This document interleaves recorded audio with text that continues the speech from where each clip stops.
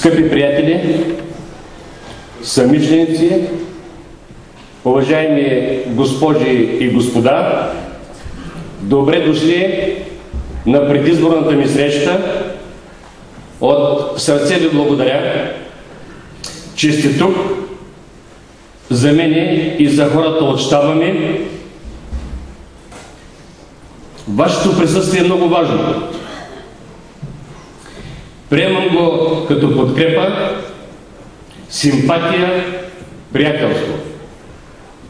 Когато човек се изправя пред отговорно и нелеко изборно състезание, той се нуждае от приятелски поглед, от протегната ръка, от искрена дума в подкрепа. Всичко това аз успях да видя във вашите очи. Още веднъж приемете искрените ми сърдечни благодарности.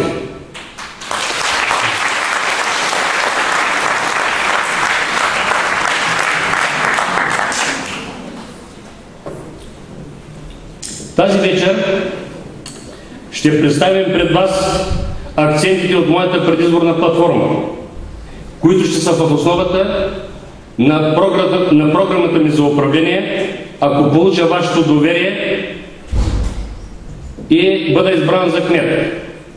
Ще представим кандидатите за общински съветници и в знак на уважение към вас ще ви поздравим с прекрасните изпълнения на фолклорен ансамбъл Тунджа. Навярно мнозина се интересуват от мотивите ми да се кандидатирам за кмет на община Карнобат. През последните години имах възможност да наблюдавам от дистанция общинските дела, да анализирам внимателно обществената и икономическа обстановка в страната и нейното отражение в нашата община, да видя колко възможности за развитие се пропускат, какви грешки се допускат и определено смятам, че община Карнобат е спряла в развитието си. А тя има дадености за по-добър път на развитие във всички области на живота. Аз бях начало на общината в трудни времена и определено смятам, че мандатите ми в управлението са били успешни. Това, което постигнахме, бе много добра предпоставка за следващите успехи. Със съжаление казвам, че това през последните 4 години е пропиляно, защото се омаловажаваше постигнатото. В България стана практика всички управляващи, когато дойдат на власт, да се оправдават непрекъснато със своите предшественици. Така бе и в нашата община. Има мотиви и в чисто човешки план. Аз загубих миналите избори по стечение на много обстоятелства. Анализирал съм и моите грешки. Разбира се, няма човек, който е работил да не греши. В това число и аз. Допуснах през 8-те години много грешки. Признавам си го честно и моля да бъда извинен за тях, макар и късно. Загубих изборите. По какъв начин? Всеки сам се го е анализирал, а за себе си вие знаете истината. Смятам, че не заслужавам тоталното дискредитиране, на което бях подложен през миналите 4 години. У мене остана огорчение, че съм загубил изборите в едно не добре изиграно състезание. През последните 4 години срещу мен бяха насочени злостни статии, репортажи и измислени и изкроени интриги, платени, всичко това с общински пари. Възприемам си като силен характер, мога да гледам хората открито и честно. И затова искам да чуя тяхната, т.е. вашата свободна воля. Ще я приема такава, каквато е. Приемете, че се явявам пред вас, защото искам да се запазя вярата у хората.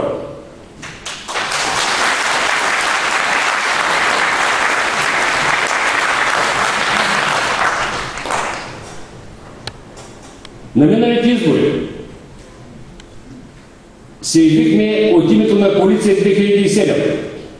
Тя беше основана от 3 политически партии. Партии, които не бяха представени в Народното събрание.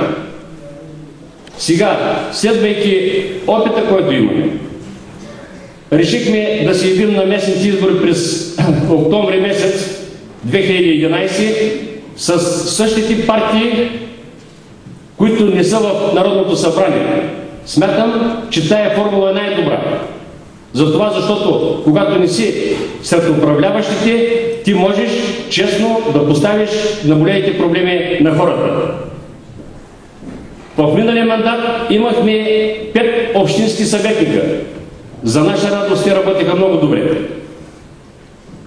Всички партии, представляващи коалиция за Карнобат 2011, стоят в център и ляво в политическото пространство на Република България. Тези партии са регистрирани в Централната избирателна комисия за участие в местни избори 2011, а на местна почва е регистрирана коалицията 2011 и ние с нея ще се явим.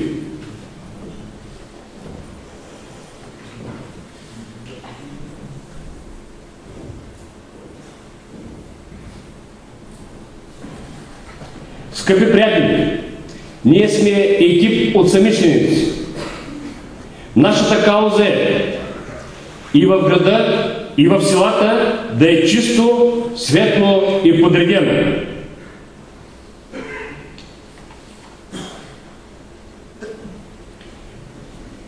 Ние сме за духовно и материално възраждане на община Карнобат. В нея всички хора да имат работа и по-високи доходи. Всеки с идея за бизнес да има възможност да я реализира.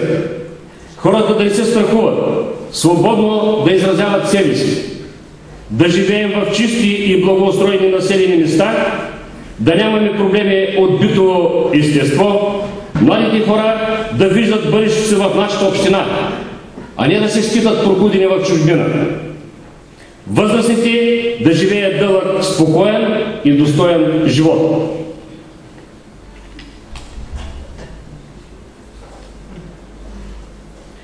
Част от нерадостната гледка на територията на града ни.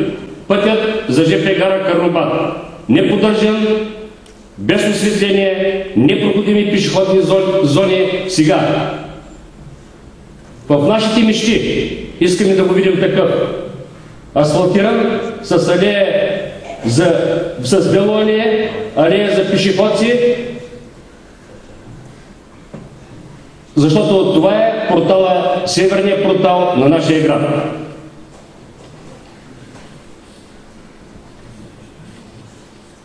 Паркинга пред ЖП гара Карнобат. Като имате предвид, сега е такъв. Искаме да бъде и да изглежда така.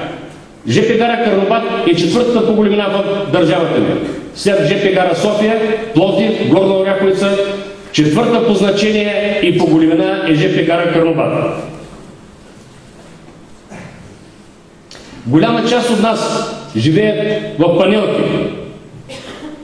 Пространствата пред тях са в безобразно състояние. Ние искаме да ги виждаме така, с площадки за малки деца, с място за игра на младежите. Искаме Карнобат да бъде превърнат в един съвременен град.